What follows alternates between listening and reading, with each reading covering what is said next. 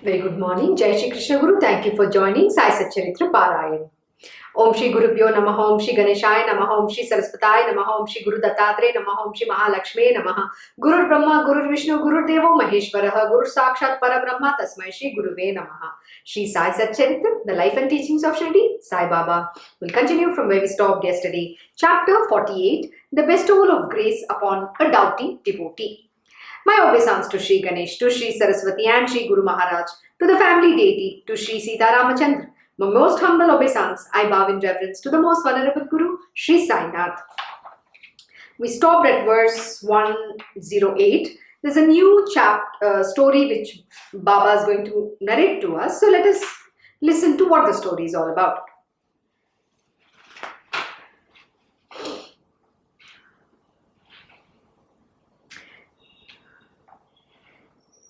Immediately they both set out. So this is about Sapatnekar, and he and his wife wanted to visit Baba. So I hope you remember that when he first went and Baba said to him, please get out. So he was upset about it. And after a year later, Sapatnekar's wife had a dream. And when she narrated, then both decide that they want to go to Shirdi and meet Baba once again. So as I saw this dream, I woke up and opened my eyes. When Sapatnekar heard the dream that his wife narrated, he decided to go to Shirdi. Immediately, they both set out, reaching Shirdi the next day. On arriving, they at once went to the mosque. Baba had gone to the Lendi at that time. So they both sat there waiting for Baba till his return. Soon, Baba came back. The lady was astonished to find the same figure from head to foot, which she had seen in the vision, and went on observing closely. After Baba's feet were washed, the lady went to take darshan, and making obeisance at his feet, went on gazing at him as she sat. Sainath was delighted to see her devout attitude. In a soft, low voice, Baba began a tale about removing her affliction. And as usual, Baba began to tell in detail about his own affliction, and very lovingly to a third person who was present there. In truth, it was the story of the lady who should have been narrated to her. Which should have been narrated to her. But when he began relating it to a third person in her presence, the lady heard it with rapt attention. My hands, stomach, waist all have been aching severely for many days. I am tired, trying out medicines. The ailment just does not go. I'm really exhausted taking so many medicines, but none has been effective. And I am surprised that now it has suddenly disappeared. Such was a story told to a third person, without even mentioning the lady's name. It was all her own story, and that was her connection with it. Later on, at the end of a month or two, when the affliction that Baba had described as his own was cured, her experience convinced her of its truth. The lady's wish was fulfilled, but then, when Sapatnekar took his darshan, Baba treated him once again to the earlier, get out. I do not know what is my fault, that Baba scorns me so unerringly. As I make obeisance, his reply to me is one only. What is my sin of the past birth, that he is angry only with me, while in my presence, he is so very loving towards others? If I go to see, morning and evening, all the people always enjoy Baba's company, the happiness of a festivity. Why only am I destined to here get out? Has my karma been so wicked, so as to lead me to adharma and an accumulation of innumerable sins, that Baba is so displeased with me? In the beginning, I entertained doubts and misconceptions about Baba, and therefore I feel Baba is himself drawing me closer to him in this way. Therefore, Sapatnekar decided to remain in Shirdi itself with a mind steadily concentrated on Baba, till Baba bestowed grace on him. Is there anyone who, when afflicted by the threefold affliction and yet thirsting for Sai's darshan, has gone away dejected and without any satisfaction in his heart? That day, feeling very sad, he did not relish any food or drink, nor coming or going anywhere. Sleepless, he lay on the bed with eyes wide open. making sure that nobody else is nearby and that Baba is alone on his seat. I will seize such an opportunity to hold fast to Baba's feet. Thus resolved Sapatnekar, and his resolve bore fruit. As overcome with deep emotion, he caught Baba's feet. As he bowed his head on his feet, Baba placed his hand on it. Sapatnekar then began to press Baba's feet when a shepherdess came there. As soon as she came, she began massaging Baba's waist vigorously.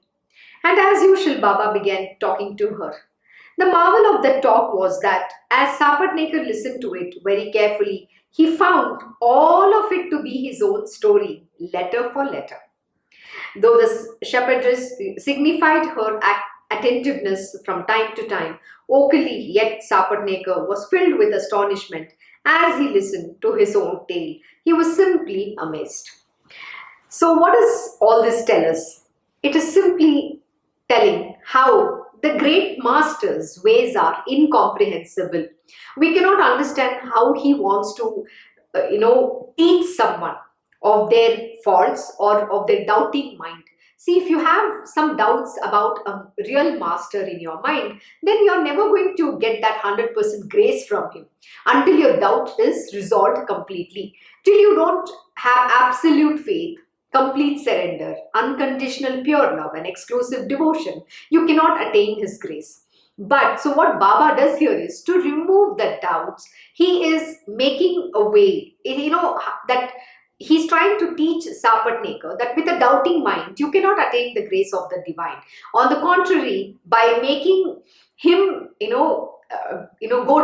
go away from Baba, he's actually drawing himself towards Baba. So when somebody says, please get out, obviously you will feel terribly hurt. Oh, what did I do wrong? Why is only Baba telling me? While everybody else is enjoying his blissful company, why only me that I am told to get out? I understand I did doubt Baba, but why is it? And so day and night, you're only concentrating on Sai Baba. See, the great masters work in a very unique way. You need to understand. In that, they only make sure that you are drawn to them even more closer. So, Lord Shri Krishna, like my Krishna Guruji has taught, Lord Shri Krishna has said that in whatever way you worship me, you will still attain me, whether in love or in anger or in hatred. Even if you hate me, you will still attain me. Because your point of the object of your hate is me alone. So you're still going to attain me. Such is the ways of Baba as well. Even though he said, go away, he actually has drawn Sapatnekar more, very closer to him. Because Sapatnekar is constantly thinking about Baba. He is not thinking about anybody else. Actually, my Krishna Guruji was saying a very beautiful story. It's not a story, it's about some people hating him, and there are a lot of his disciples and many other people who would call him names, or they leave and go away. But when they leave and go away, even in anger, see, remember, the one object of anger is him alone. So what does it mean? He has actually drawn them very closer. They're constantly thinking about it. Imagine if you hate somebody or you're angry with someone, your mind is actually dwelling on that object. How could this person do to me? How could this person speak to me like this? How could this person, I hate him, I hate him, I hate him. But just imagine, if that is Lord Shri Krishna, that object of your hate or love or anger is Lord Shri Krishna, or, your great master, don't you think you're attaining him alone? But how do you want to attain him? Not with anger or hatred. You're actually attaining him in hatred or in anger. But the most beautiful way to attain him is in love. So why go the other path? So why should you hate him or be angry with him? So my Krishna Guruji has said, either which ways, they are still going to come to me only. Similar is the case with Kamsa or with Ravana, right? Kamsa was always thinking about Lord Shri Krishna. Oh, he's going to come and kill me, he's going to come and kill me. Day and night he would only think about Lord Shri Krishna. And he was trying to search where Krishna is. And finally when he found him, he said, now come and battle with me. And then what happened? Kamsa was redeemed and he attained the Lord. Such is the devotion. So the devotion can be either in a negative way or a positive way. But yet the object of attainment is the divine alone. That is the profoundness. And even in Devi Mahatmyam, there's in the end, the story when we are summarizing, in that it is mentioned that the Devi, gives a benediction of love by absolving these demons, because she's the one who's killing them. What does that mean? See, they are so merciful. Though they are destroying the evil, but they are absolving them within themselves. They are attaining, the demons are attaining the divine. So isn't the grace so profound? So there is nothing like an evil person or somebody is good. Both can attain the same object, but provided you're only thinking about that object. So if your object of hate is Lord Sri Krishna, then it's a good thing. You know why? Because at least even in hate, you will still realize him. Such is the greatness. But if you're thinking about any other human being, then that's a sad part, because then you will actually have to be born again with that person in some other life. You're actually, accruing karma. You're getting into bondage with that person. So that is why yesterday also we studied that we should not harbor any enmity to anyone, or be angry with someone or hate somebody. It's none of our business. Look, like my Krishna Guruji will always teach that every human being is, bound by their inherent nature, and the human beings are fallible in nature, so they cannot overcome their nature. So what can you do about it? They are, programmed to behave like that. But the only thing is, to the ones who are getting this knowledge, when you're getting this knowledge, you should make use of that knowledge and try to overcome your nature, and also, if not, at least curb and control it. The best way not to, get into your nature and get into karma with anybody is to remain silent. That is why in spirituality we are taught to be in silence. It's not just silencing your mouth, but it's silencing your mind and your mouth, so that then you can focus on the divine Lord Almighty. Yesterday something was bothering me, and when I was at a moment in time, last 3-4 days, I was trying to overcome this, issue that I had, which my mind was dwelling on an object, and I fully understand that if I'm going to dwell on that, then I'm going to be in trouble. So beyond a point, I was unable to overcome that challenge of mine. When I apply my Guruji's teachings, I'm able to overcome it for momentarily. But again, the same thought comes back. So I went and asked my Guruji, please tell me, how am I supposed to overcome this? Because this is bothering me, and I don't want to be lost in some material worldly thoughts. I only want to be lost in what you teach. I want to be lost in you. I want to be lost in Lord Shri Krishna. Why should I get lost in some objects which has no value to me? So he gave me a very beautiful answer. He says, why is it hankering? Because you think something is wrong, you believe that the person is doing wrong, or that object has done wrong, or someone has said something. See, these are all, it's a way how you look at it. It is from your perspective. But if you take the worldly perspective, that is the human nature. So why don't you just accept that nature and let go of it? When you let go and surrender to the divine Lord, does it matter? Look, the Lord is there with you, and he will bestow upon you what that you need to get in life. So it'll be perfectly fine. But why are you hankering after some things which is not relevant? Why should you even bother about it? Just do your duty. See, he said a very important lesson to me. Just do your duty. Understand that that is their nature. You can't compare yourself or them in the same manner. See, you have spiritual knowledge. You are in the path of spirituality. They are not even, godly. In a sense, they are fully living in the tamasic world of being lost in the ego, arrogance, mind, body, all that.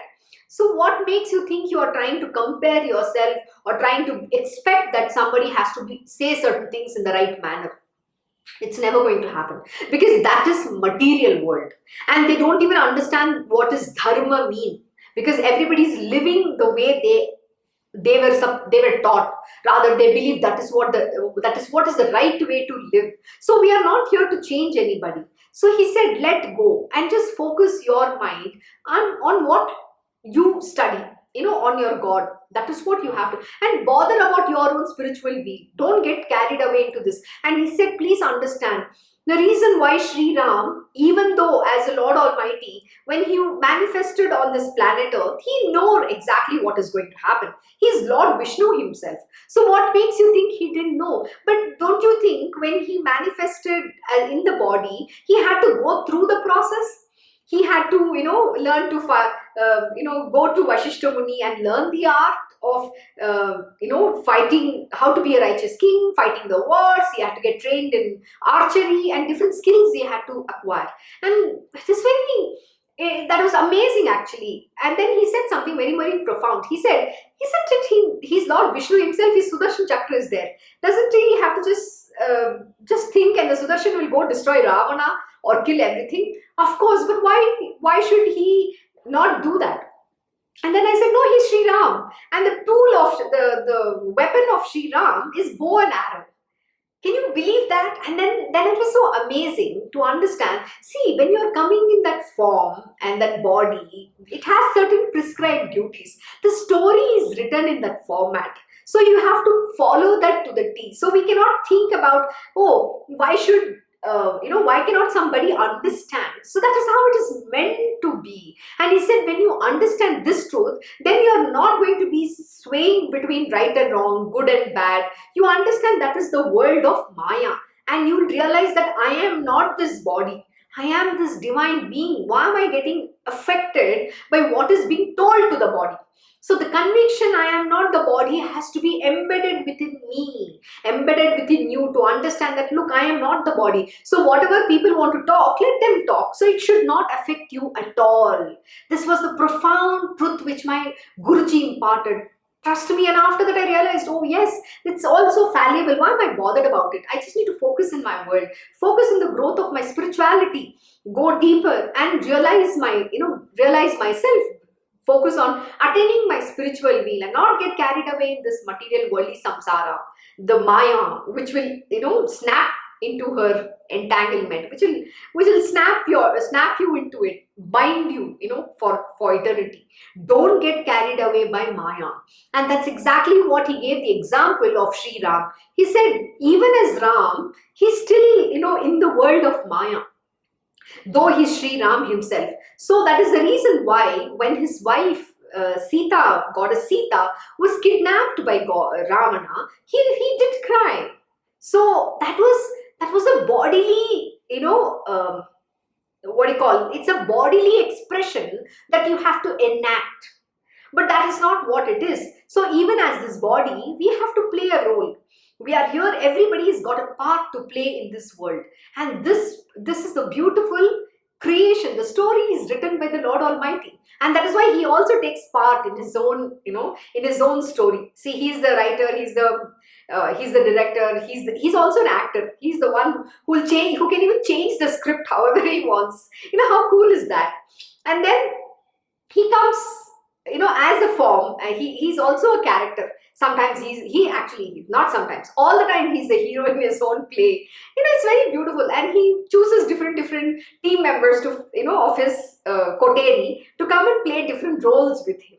And that is how it is. And it's very sweet. But when you understand it from this perspective, it becomes very easy to live life. It becomes very easy to go on the path that you are supposed to walk and attain whatever that you have to and reach your destination. It's better for you to reach the destination. Shortest and fastest route to the destination is much better than being stretched and dragged and then going the long route to get there. So don't do that. Don't waste your time. This is the truth that my Guruji explained to me, and in a moment's go I was like, oh my god, yes, this is so true. I know all of this, but at that moment in time, this is where you need to practice applying the knowledge. When you apply the knowledge that is taught to you, then you will be able to overcome every challenge in this world. And life will become very beautiful. And my Krishna Guruji will always say, life is beautiful. What color? It is the color, whatever the color glasses you're wearing, it's how the world will appear to be. So what color are you wearing? So it's in the eyes of the beholder. So that's why they say beauty is in the eyes of the beholder. So it's how you look at the world that it appears to you in that way. So see always goodness, see that which is divine, see God in everybody. That is the reason we again come back to the same point. See God in everybody. Don't look at the human beings. The moment you look at human beings, you're going to feel negative, hate, anger, avarice, bitterness, all that will crop up. But when you see divine, the love will the goodness will flow, the love will flow from you, compassion, all the nice, beautiful, divine qualities will come about. Then what happens? You will spread joy and love everywhere you go. That is the truth about being spiritual and being a divine being. I hope you understand. In fact, you have to go listen to my Krishna Guruji's satsang yesterday on Das Bodh. And in that he says, the churning of the ocean is within our being. There is the Amrit and also the poison, right? The venom, that also both comes. So only Lord Shivji, Lord Shiva is the capable one to drink that poison. What does this poison mean? That is why he's called Neelkant, because he consumes that poison, the bitterness that is there about everything, in our body, the churning happens. So what first comes out is all that bitterness, all the bad, the evil propensities, everything that is there within you comes. Then what all the different things that comes out from the churning of the ocean? Goddess Lakshmi comes, Uchishrava comes, Airavat comes, every other thing, Amrit comes. Everything is within this being only alone. So it is, what is it you want to bring out? So that you can. So when you bring Uchishrava, what does it mean? You have the horsepower. You can run as fast as the horse. You can do so many different things. That's the energy you have. Goddess of Lakshmi, goddess of wealth, Lakshmi. What does it mean? She represents wealth. So which means you have the ability to, earn that wealth. So everything is within you. And that is why we say the God and the demon rests within our being alone. It is what is that you want to become. The choice is in your hands. And spirituality is only teaching you, showing you the way. It is only that is why Bhagavad Gita is said to be the way of life. How do you want to live a righteous life? Following dharma and swadharma, which means dharma is living a righteous life and swadharma is serving your purpose, having born as this human being, doing your duties to the T, without being lazy, without failing, without giving excuses. And this morning also my Krishna Guruji was teaching the same thing. He said the most important thing is you all have the potential, you have the ability, but why are you not using that God given ability? Everything is within you. Why can't you become disciplined? Why should you give reasons? Every morning if you have to go to walk, why are you changing the time of going to the walk in the evening? Why are you not doing the things in time? That is what he was saying. Why are we, becoming lazy and giving excuses for not doing? So get up and do. When you put the effort, the divine will also bless you equally with with everything on your path. So when you show your effort, when you put that effort, he's also going to bless you for that effort. It's not going to go waste. No effort will go waste. But how much are you capable of? You are capable of way too many things, but you're not doing. So rise and do now. That is the truth about spirituality.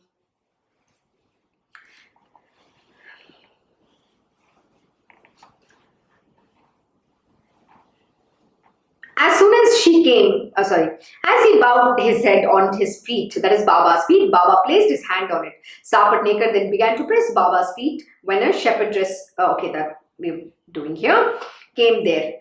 The marvel of the talk was that as Sapatnekar listened to it very carefully, he found all of it to be his own story, letter to letter. Though the shepherdess signified her attentiveness from time to time vocally, yet Sapatnekar was filled with astonishment as he listened to his own tale. He was simply amazed. It was a story of a grocer, but in fact, it was his own story. In the course of it, a mention of the death of his late son came up. It was narrated in full detail from birth to death, as if a very close relative was giving the account. The story was being narrated to the woman, who in fact had no connection with it. It was a story about a father and a son. The subject was only of the two of them. And so, as he listened to the story from Sai's mouth, thus, Sapatnekar was greatly surprised in his mind. His reverence for Sai was confirmed. He was full of admiration as to how Baba knew it all, like a Myrobalan on the palm of his hand. To him, who is one with the Brahman, the whole world is his own family, or rather, he is himself the whole creation. And that is the mark of Sai. Sai Baba's avatar is the actual manifestation of his oneness. How will he then differentiate between mine and yours? He is himself present in the form of the universe. He who is absorbed in God Almighty, how will he speak the language of duality? The difference between the perceiver, perception, and the object of perception does not exist for him, like the sky that cannot be coated with anything. Baba's intuitive knowledge was great. Even as this great thought crossed his mind, listen, O virtuous listeners, to what Baba said to him. Pointing his finger to Sapatnekar, Baba exclaimed in great surprise, I have killed his child.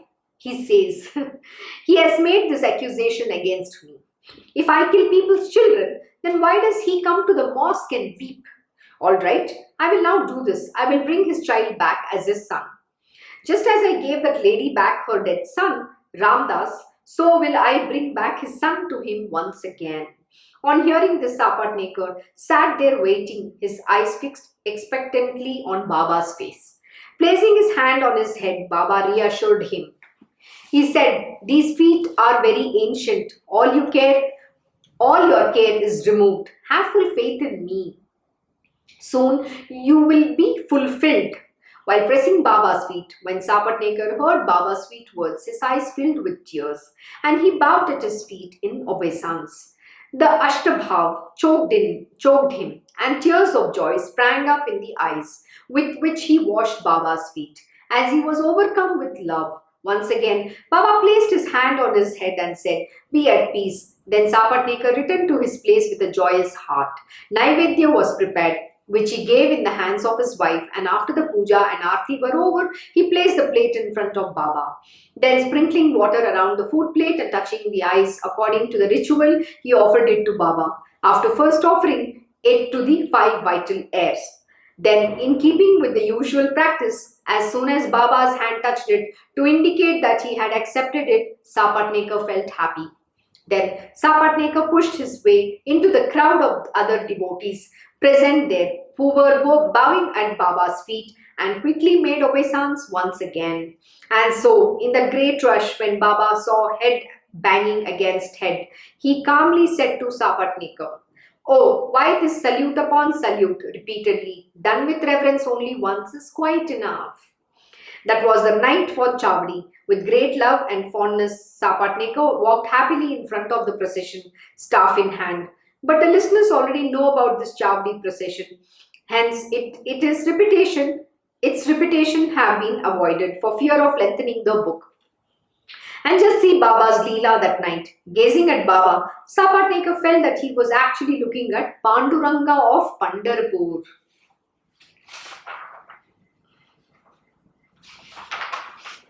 Later, when Sapatnekar asked Baba's leave to go, he was asked to have his first meal and then go.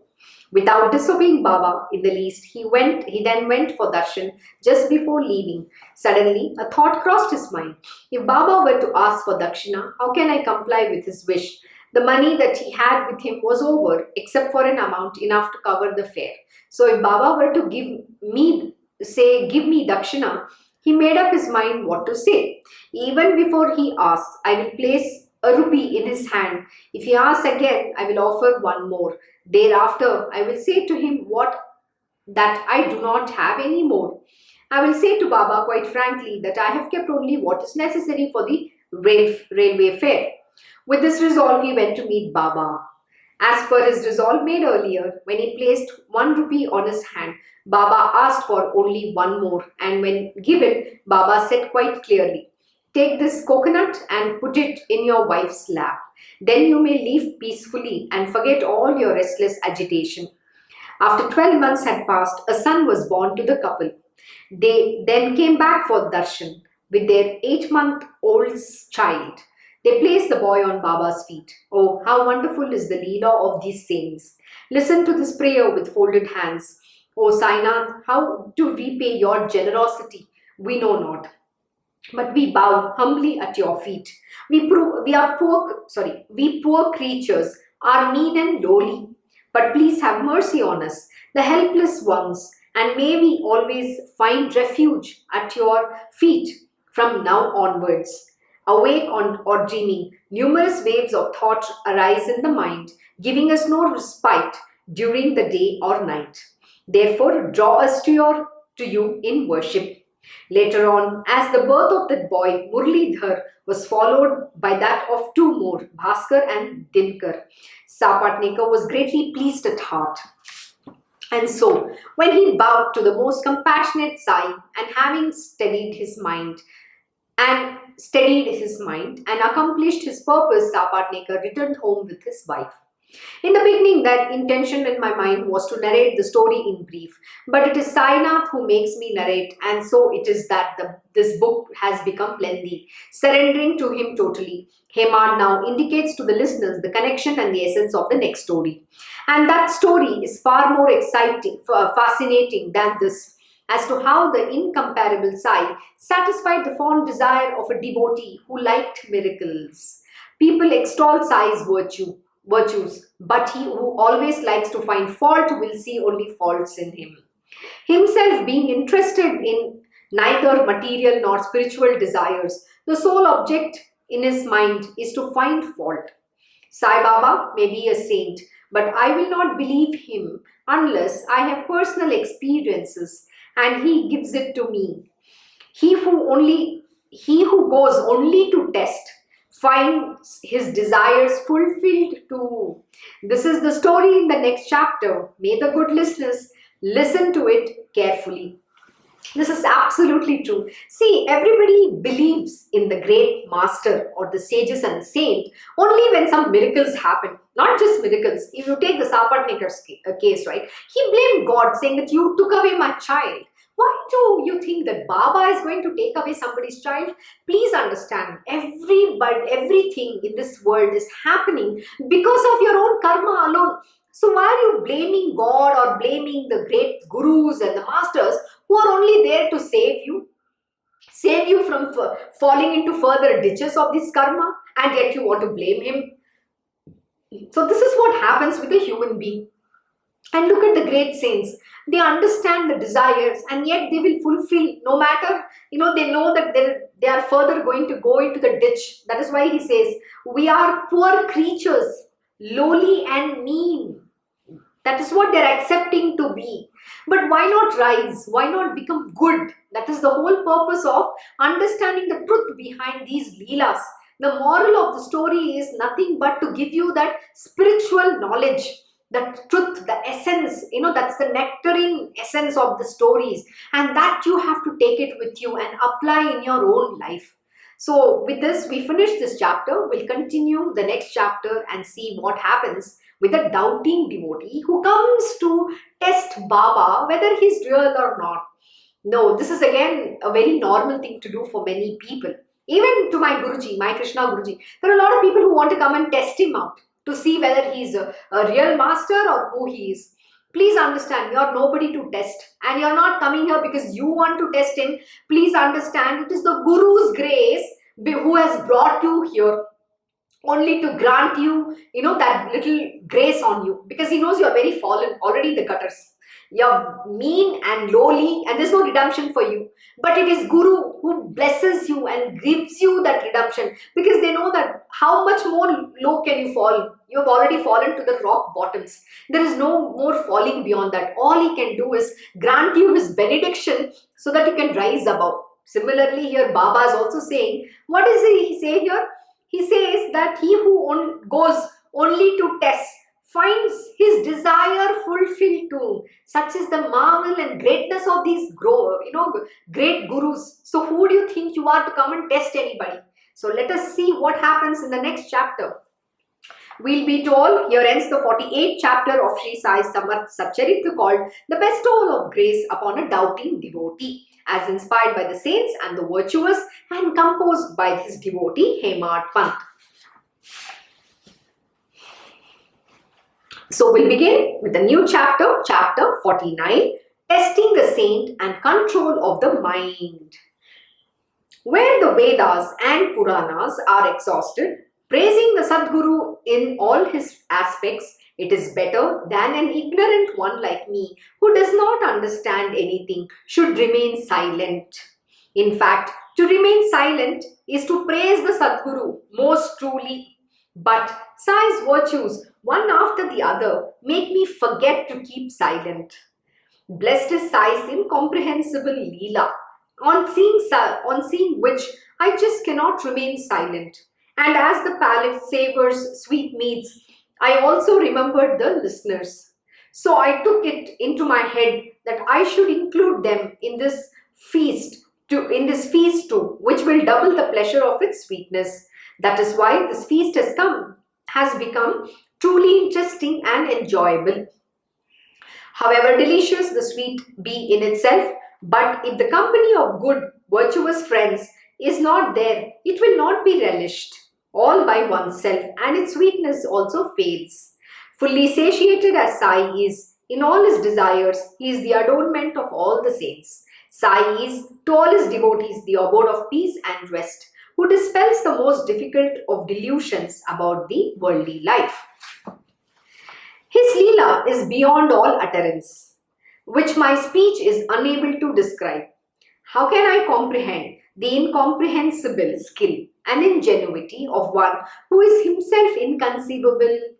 Sai, the wheel of all wheel, reminds me very kindly of his story and thus brings this book to completion.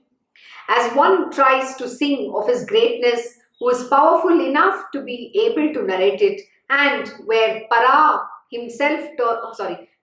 herself turns back in her inability. What to say of Pashyanti and Madhyama? So the three, modes of the speech would have to come. It's called Para, Pashyanti, and Madhyama.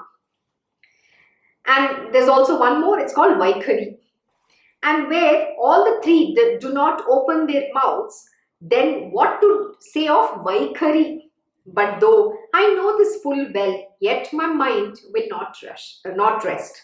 Unless absorbed totally at Sadguru's feet, his true form is not comprehended.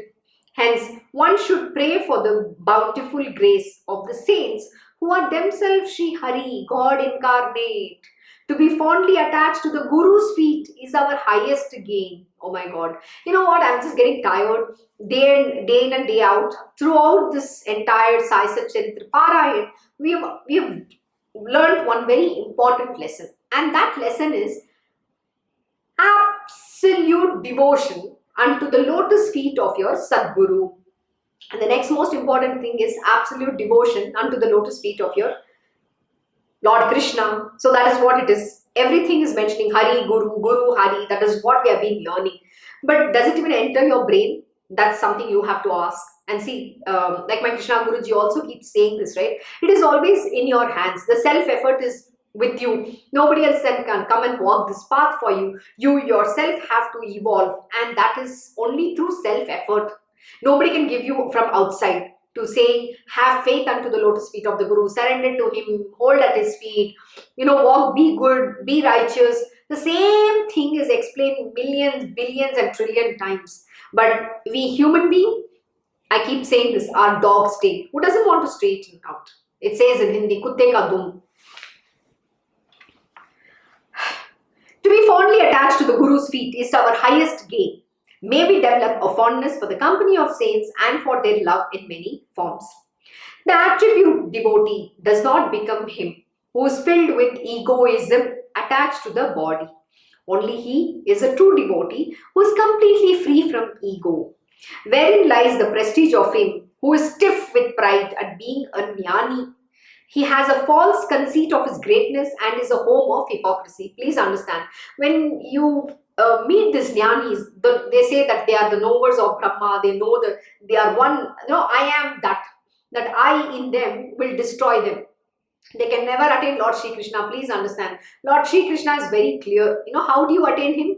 You have to overcome your mind, body, ego, arrogance, every other thing, plus the three gunas. You have to transcend the three gunas and Maya, and give up that knowledge that you have learned, thinking that you have knowledge. You have to give that up as well and go with absolute humility, humbleness, and only with love and devotion can you attain Lord Shri Krishna, not otherwise. So please understand that no jnanis in this world can ever attain Lord Shri Krishna.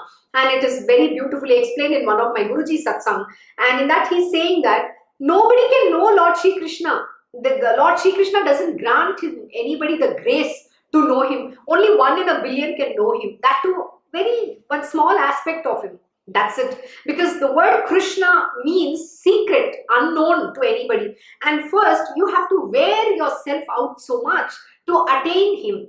Do you have the capability to do that? Yeah, ability is there. God-given ability is there in everybody. But are you even putting that effort to go towards that God realization?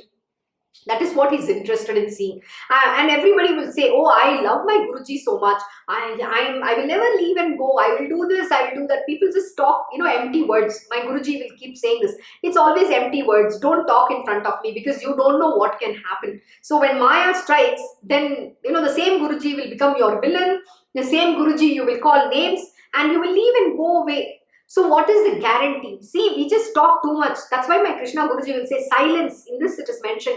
The only praise that you can offer to your Sadguru is to being shut your mouth and your mind. Silence is the word. Not just talk jabber, jabber, jabber, jabber, jabber. And that applies to me. I talk a lot. My Guruji will say, your mantra is to keep quiet. Silence. Don't react. Don't talk. Let the world do what they want. Why are you just talking? Don't talk. And you don't judge. Let them do. You think I am not here capable of handling. People come and call me names, do whatever they want. See, they are all driven by Maya. What can I do? They're actually adding more sins to themselves. In the bucket, where you have to gain a lot of merits, they're getting a lot of demerits. That is their destruction, not mine. So this is what my Guruji will say. But you know what? It is very important that you evolve. You understand this truth and have that faith unto the lotus feet of your Guruji. Just saying Guruji, pressing his feet and doing something has no value.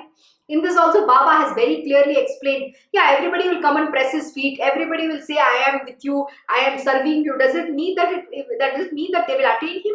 Of course not. See, to be with the master itself is a boon, number one. And when you get that grace, you don't go and destroy it. So this is what Baba is teaching here. So nothing is permanent in this world. You don't even know when his Maya will strike. And in that, to stand the faith in your Guru, you need to have that willpower. Absolute faith unto the lotus feet of your Guruji is extremely important. And that faith is going to get tested. Please remember, it is not so easy to have Guru Bhakti. Just saying, oh, I serve the Guru for the heck of doing, nothing works. Saying, oh, I am going to be with you. It doesn't work like that. There are a lot of people who want to come do too many things, but unfortunately they cannot overcome their mind, body, their ego. See, with ego, you cannot attain the divine. You can say whatever, you can say, like my Krishna Guruji will say, you can sit and listen to as many satsang as you want. Does it mean that you're going to get any realization or spiritual peace? No. Till the time you don't live this lesson practically, you don't practice it, you don't imbibe and you don't experience the truth, how do you think you will attain me? This is what my Guruji will also teach. So practical application of the knowledge is very important. See, having knowledge is one part, but the knowledge is not used. If the knowledge has no value, if you don't apply it, and then what? Once you have learned, once you have cut asunder your ignorance, then you need to chuck that knowledge also. That knowledge also has no value. Then what do you go with? Only humility, humbleness. Absolute faith, complete surrender, unconditional pure love, and exclusive devotion. This is all that it takes. It's my Krishna Guruji will say, many people call me names, do everything that they want, but they are allowed to do. That is their problem, not mine. So my Guruji says, I can only teach. I've come here to teach, and if you don't want to attain your own spiritual way, what can I do about it? That is why he said, now I don't correct anybody. If somebody wants to go and drink, you want to say cheers to me, yeah, please be my guest. And that is your downfall, not mine. This is how my Krishna Guruji teaches, and today that is what we are. We are heading towards destruction, and if we don't understand our own spiritual way, even God can't save. God is coming here to save. But if you don't put effort, if you don't want to do anything, why do you think God is going to come and save? He'll say, thank you, my job is over, I'm going to go away. So, the attribute devotee does not become him who is filled with egoism. Oh yes, we discussed this now. Attached to the body. Only he is a true devotee who is completely free from ego. You know what? Ego. It's just this, I hate that word. Okay, that also, hate is also again wrong. Ego. the little I, like Ramakrishna Paramahamsaji beautifully explains, why is this ego given? The identity with this body. Only through this body can you love the divine. See, it's about seeing the upside or downside. The reason you have this beautiful body is that you can love. You can be devoted to the divine. But the same ego, if you use the thinking, I am the greatest thing, I am the God Almighty, then you're already down. Your downfall is very easy. It doesn't even take too much effort. So how do you look at the ego? So Lord Ramakrishna Paramahamsaji has said very nicely, he's telling to Kalima, I want to reject that little ego. You know why? Because then I know you're God and I can just love you. I can be devoted to you. That little ego is very important. I don't want to merge in you. I want to always be devoted to you. That is the greatest thing that you can have. So that little ego is very important, not this egoism which is attached. I am the body, I am the greatest thing. People live in that ego and die with that. And then what happens? Rebirth, time, they have to come back again and again. And we did a very beautiful chapter about Channabasappa, Veerabhadrappa, all that. I hope you remember these lessons. Why do you want to give it to your egoism? Ego is not good. And this morning my Guruji has written one update. And in that he says the only way, to evolve, to attain the divine, to have the Guru Bhakti is overcoming that ego. The greatness of a disciple comes when you give up that ego. How do you become great? Though to become great, you have to give up ego. You can't have your ego. Please remember this. Ego is very dangerous and that is the root cause of your downfall.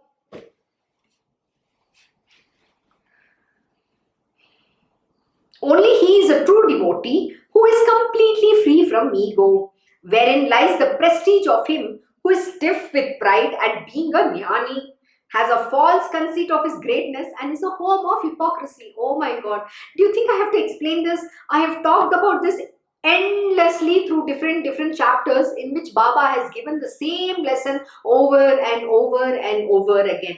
Why do you think he's emphasizing this? So that someday that this will enter your being and you will give up this self-conceit, the pride, haughtiness, arrogance. I am the greatest thing. I know it all. 1947, I fought the war. I am this, I am that. Sitting in a cocoon world, not even realizing what the world is and thinking that you know too much.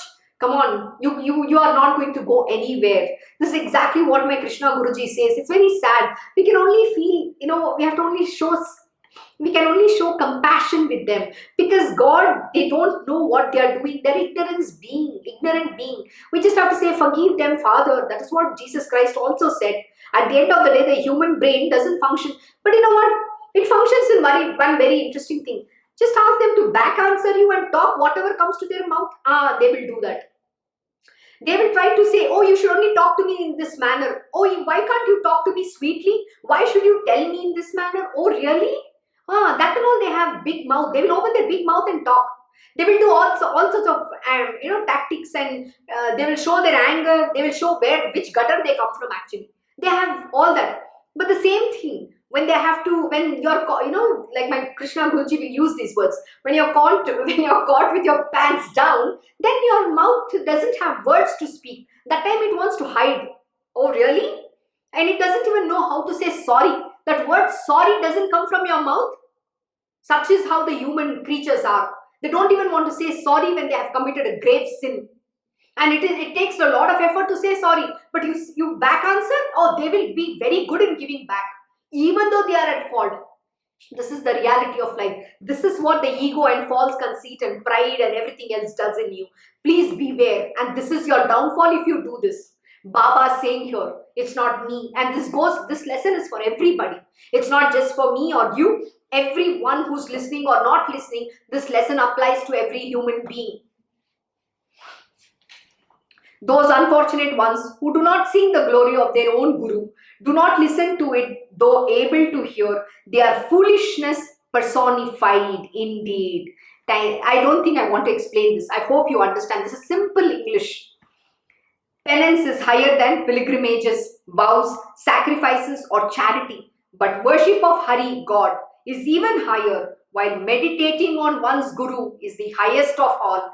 Please understand, Lord Shri Krishna has time and again said, I am the servant of the servants. I am the servant of the devotee.